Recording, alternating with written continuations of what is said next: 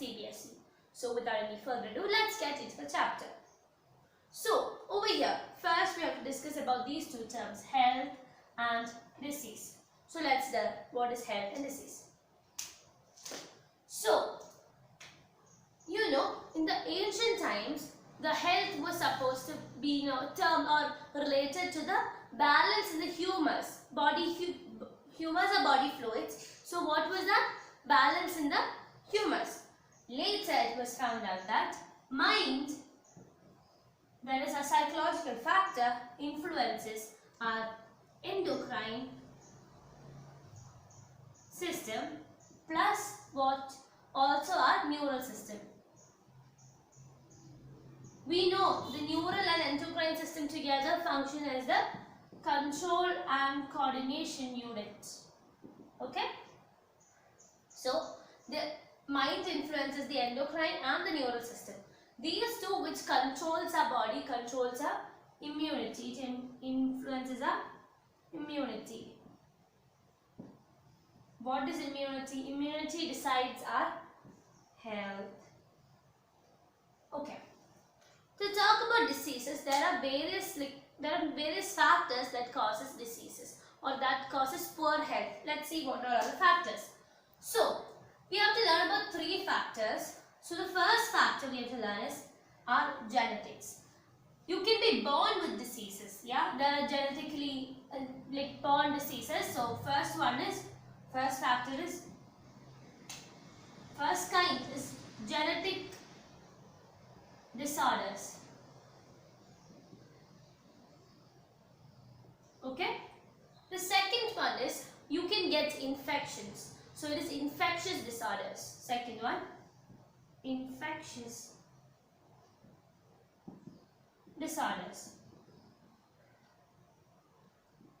And the third one is common, very common in the life right now. Now it is quarantine, lockdown. You sit back at home and your lifestyle has changed.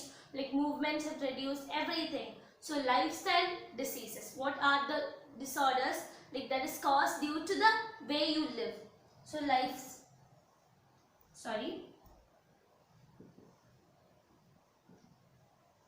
disorders. Now it is common, something known as obesity is very common in children nowadays. That is due to the binge eating. That is a lifestyle disorder. Okay. So these are the three disorders, the three classes of disorders which we are affected with. So, what is health? Health is not having a disease, or health is not having or having a fit body. Health is something more. So health, according to WHO, I'll tell you what is health. Health is a state of complete mental, social and emotional well-being. So let's write, what is it? Mental, social and emotional well-being. Okay, so this is our health.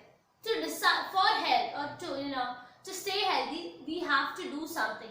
Okay, what all are they? Let's see what all are the things. I list a very few. There are a lot of in our textbooks, so you can read it and understand. So first, there are three important ones. The very important ones I'll write it with green, and then rest I'll write with red. So the first one is diet, a balanced diet. Okay. Full nutrition should be required for a full healthy body. So balanced diet is a must. The second one is, that is also very important, exercise. And the third one, what is the third one? That is even very, very essential. It is personal hygiene. So the next one is we have been practicing exercises and yogas. Yogas, we did yogas from the time immemorial. So let's write yogas. Then you have to spread awareness about health, how to maintain health. So spreading awareness.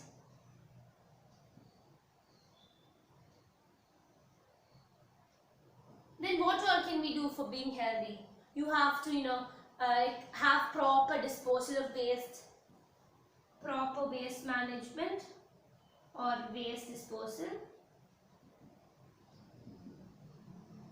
Then we know, like I told you, in the diseases which are caused by, like infectious diseases caused by bacteria or fungi, everything. What is that? That is you should, like malaria is carried by a vector called as a female Anopheles mosquito.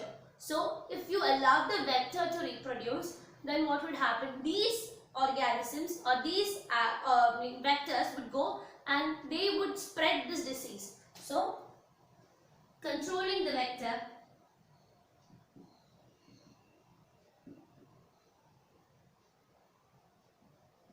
from, like, furthermore reproduction. So these are the very few. These three are the main things. These are also, there are a lot more in our textbook. So please go read and understand it. So next one is to talk about what is disease. I told you this, health is not something which you say, if you can't say you are healthy if you don't have a disease. You should be mentally, socially and emotionally fit.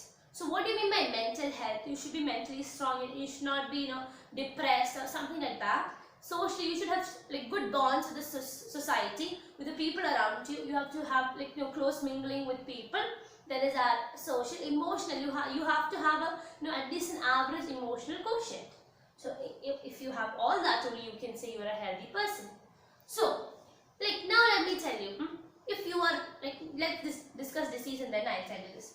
So what is disease? If some of our organs or organ systems are showing malfunctions or are adversely affected, then it is called to be a disease. If you have a disease, it will show signs and symptoms. Then only you can term it as a disease. So, to be like, let me tell you, you know a family where only one person is working, and the rest four of them, like, one is paralyzed, two of them have cancer, and the other one is like they're mentally ill. So if that family, if you want them to move forward, to have their life like at least one square meal a day, so if they want that, at least one man should be working. So if you are healthy, if that healthy man was not there, their family would have gone like starving and they would have died. But that one healthy person is the one who pulls the family. The same way, if you have more number of healthy people, it will affect it will give you a positive effect, or it will increase the national income. Okay, and also when you are healthy, in the ancient times it was lifespan was very short. It was from 0 to 35 or 0 to 50. But now what is our range? It's like 80, 90, hundreds. People are living longer. So what have increased? That is our lifespans. The longevity of life has increased. The number of maternal deaths and infant mortality have also decreased. Now there is only a few number of maternity deaths. There is only very less number of infant mortality, etc. So now we have to learn about two kinds of diseases. So first is infectious. Second one is non-infectious. In this chapter, we will discuss about both of them. So first, in this session, I will discuss about infectious diseases and also about the first type of immunity. Okay. So for infectious diseases, what do you mean by infectious diseases? That can spread from one person to other. No, okay. I'll give you some examples like malaria, common cold, etc. Whereas for non-infectious diseases, the best example is cancer. Cancer doesn't spread, okay? Cancer spreads in our own body of a person who has cancer, but it doesn't spread. There's no community spread, okay? So this is non-infectious diseases. So let's see about the infectious diseases and non-infectious diseases. So for infectious diseases, we have like what all are the vectors or what all are the causes? Is like bacteria, fungi, viruses, then helminths, worms, etc. So let's see what. So our first example for infectious diseases is typhoid. Before discussing about typhoid, I would mention what is pathogens. We know about what all are the organisms or the organisms that cause diseases to us, that is fungi, bacteria, protozoans, viruses, helminths, etc. So these all disease-causing organisms are collectively known as pathogens. Usually all parasites are pathogens because they all cause some or the other harm to our body. And then these pathogens, they enter our body, they replicate, they multiply, and then they cause adverse effects to our tissues, our cells, our organs, organ system, like giving rise to diseases in our body. So, like now, since we're discussing about infectious diseases, the most deadly and the most frightening infectious diseases that come under that is AIDS. Okay, we'll discuss about AIDS also. And then these pathogens, when they enter the body, they adjust to the host body conditions. Like for example, if the host is in the stomach of a person, it enters the gut. Then it has to know how to live in that pH situations. Okay. So let's learn about typhoid, and then we learn the next. Like we have at least to learn about every protozoan, fungi, everything. We have at least 1 or 2 examples. Okay. So this is a bacterial disease. Typhoid is a bacterial disease. Okay, to talk about that, which bacteria is causing the disease? Salmonella typhi. S-A-M-O-N-E-L-L-A. Salmonella typhi. T-Y-P-H-I. So this is Salmonella typhi. How is this disease spread? That is through contaminated food and water. Contaminated food contains, if they contain Salmonella typhi, the bacteria, it will enter our body and then cause the disease called as typhoid. So what are the symptoms? You have fever, you have constipation, and also loss of appetite. Like fever, you know what is fever. Constipation is the feces doesn't get out of your body. It gets deposited in the rectum itself. That is called constipation. So fever, constipation, loss of appetite. You don't feel hungry. You're not hungry. You don't want food. Loss of appetite. Then, which part of the body is this virus, this bacteria affecting? That is our small intestine. Okay. Now I'll tell you a short story. Long back ago, there was a lady called as Mary Mallon. Okay. She was nicknamed, or she was called as Typhoid Mary. And this Mary Mallon, or Typhoid Mary, was a cook by profession. And she was a carrier of a disease. Okay. She had the disease of typhoid, and that is why she's called as Typhoid Mary. And she had this typhoid disease, and then she never showed any symptoms of having the disease. She looked healthy, but she was having it. And she spread this disease, typhoid, to many people by serving them food. She cooked food and served it to other people, and they were affected with typhoid.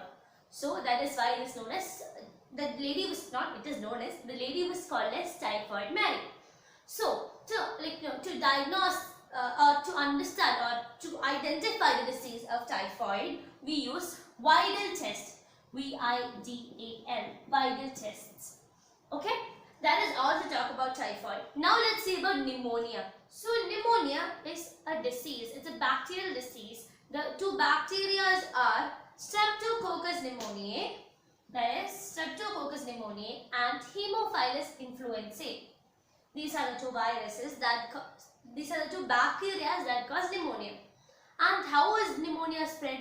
That is spread through cough, sneezing, and also by using the materials used by people or persons or organisms affected with pneumonia.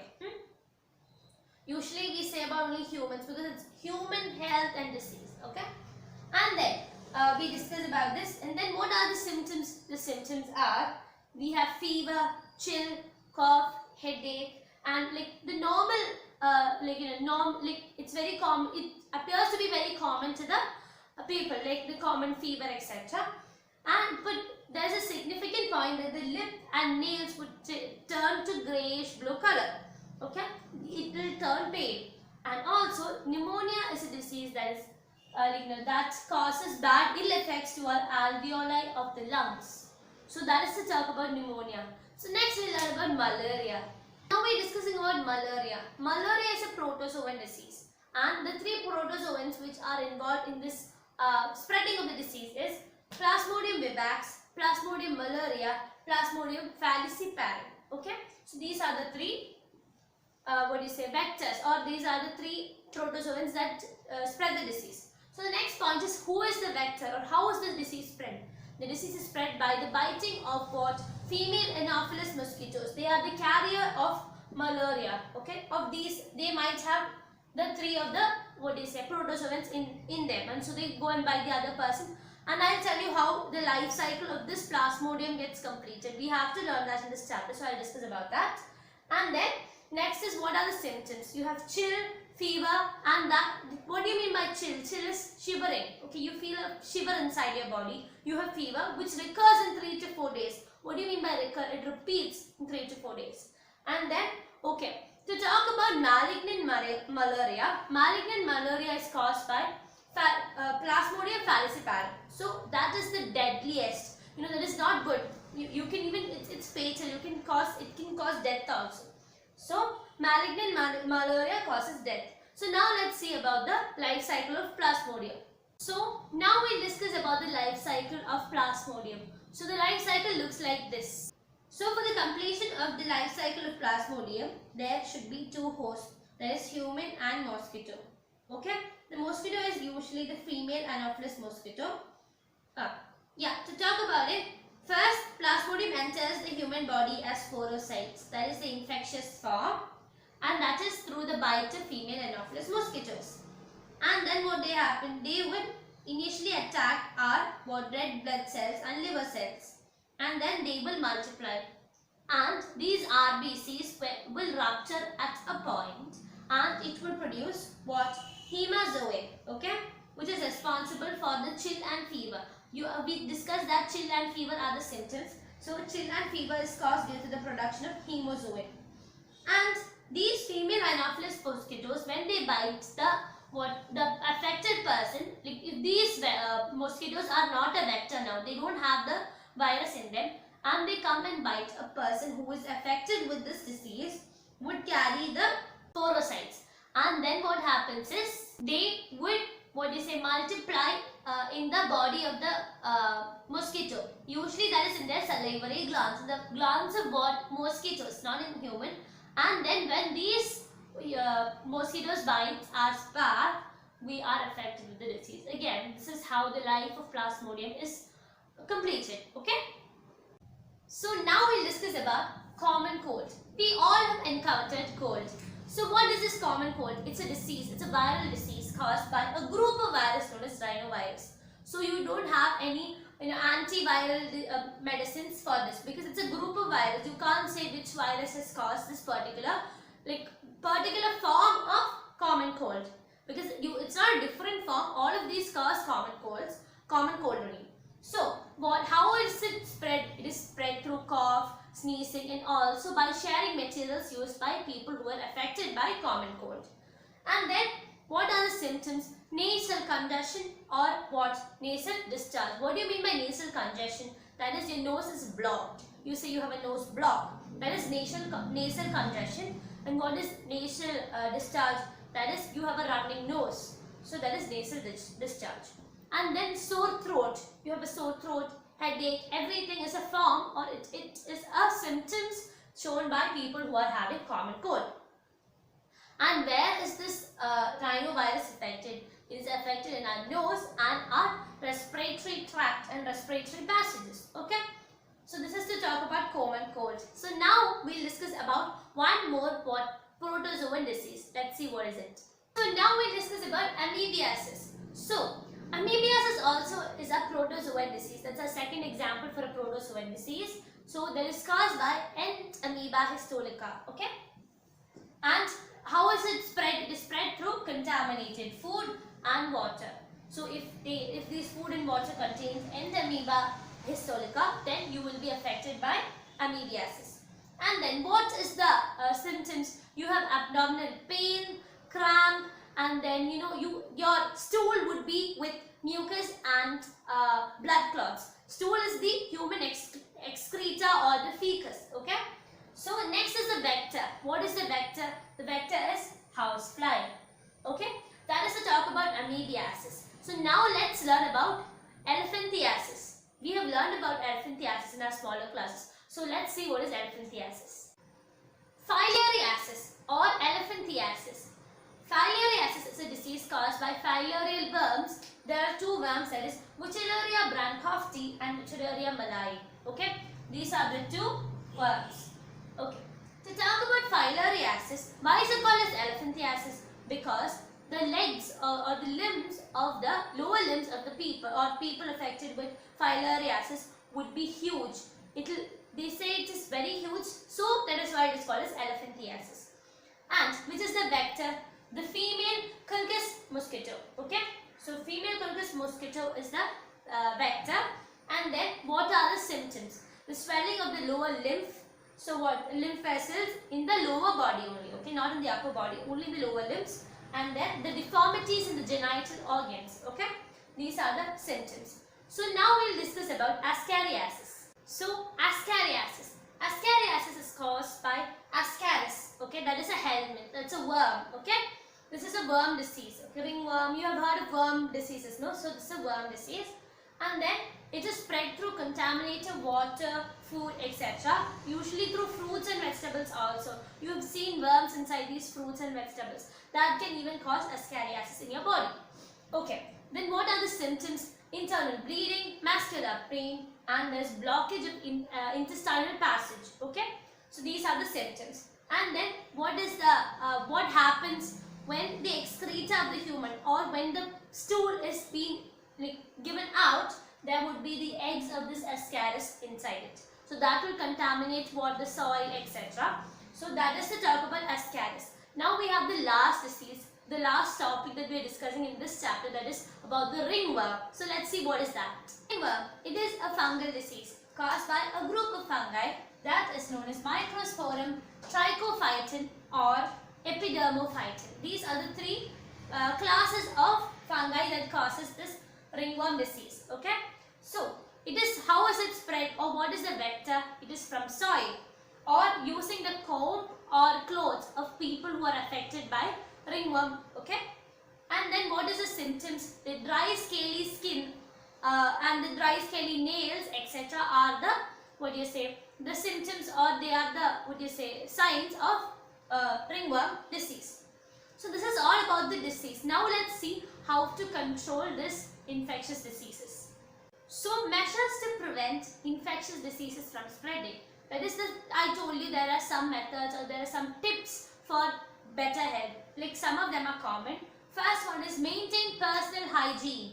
Okay, that should be a must. The proper waste and excreta disposal, that is also required, because if you have these waste, we learned that in some cases waste, the contaminated water, food and all is are what do you say, disease causing agents, and then the the viruses inside these wastes are the disease causing agents. And then the control of vector. Okay, and you shouldn't allow water to stay stagnant, and you shouldn't allow the breeding of these vectors. So control of vector, and vaccination and immunization. Vaccination and immunization is also important. Timely vaccination for babies. When you were born itself, now we've eradicated polio from our country. What did we do? We gave vaccinations. So vaccination and immunization is also important. So use of antibiotics for diseases so that it doesn't spread. Okay, use of antibiotics is also a helpful way to control or for a measure to prevent the spread of infectious disease. So I hope you might have understood this. If you have understood it and liked it, please give my video a huge thumbs up and subscribe to my channel if you're new to it. And also share my video to your other friends. So see you on my next video. Till then, bye.